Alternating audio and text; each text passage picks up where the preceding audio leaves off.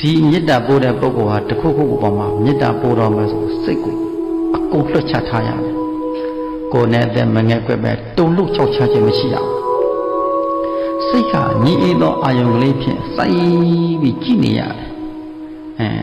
ဆူဆိုင်ပြီးအဲ့ဒီမေတ္တာပုခါဩတ္တိတဆိုတဲ့ဒုတိယပေါ်မှာမေတ္တာပို့တော်မှာသူ့ပေါ်မှာမတုံမလို့ဘယ်အာယုံမှမပြန့်နိုင်ပဲနဲ့တည်ငြိမ်အေးချမ်းသောအာယုံဖြင့်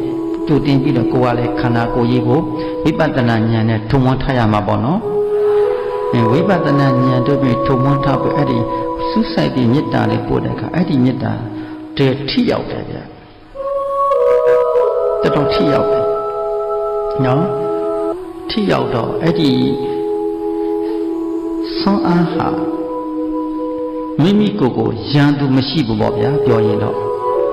အလုံးမိတ်ဆွေတွေကြီးပဲဟုတ်လားအလုံးမိတ်ဆွေတွေကြီးပဲကို